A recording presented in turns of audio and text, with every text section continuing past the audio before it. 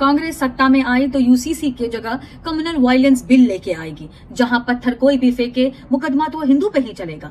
कांग्रेस सत्ता में आई तो सीएए नहीं, रोहिंग्या सुस्वागतम एक्ट लेके आएगी। कांग्रेस सत्ता में आई तो मंदिरों पे फिर से ताले जड़े जाएंगे, राम और श्याम को अपने होने के प्रमाण फिर से मांगे जाएंगे।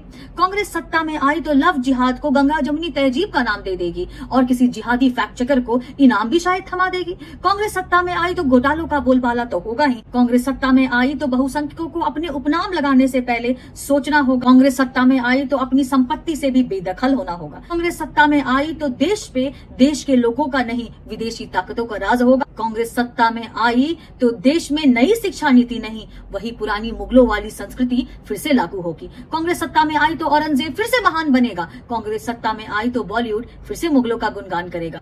कांग्रेस ने इस देश को हमेशा एक दुकान की तरह चलाया है और आज जब दुकान की चाबी वोट के द्वारा नहीं मिल रही है तो कि इस दुकान को जलाने की भी कोशिश कर रही है। कांग्रेस ये चुनाव जीतने के लिए नहीं, देश को जलाने के लिए कर रही है। ये चुनाव आपके और मेरे भविष्य का चुनाव है। ये चुनाव हमारे बच्चों के भविष्य का चुनाव है। इस चुनाव घर मत बैठिए, इस चुनाव बाहर निकलिए। गर्मी तो कितनी आएगी और कितनी चली जाएगी, लॉन्ग वीकेंड्स फिर से मिलेंगे, लेकिन ये चुनाव बार बार नहीं आएगा। चुनाव में एक बार जिसकी सत्ता आ गई वो देश की किस्मत बदलने की ताकत रखता है। वो ताकत सही हाथों में जाए, ये आपके हाथों में है।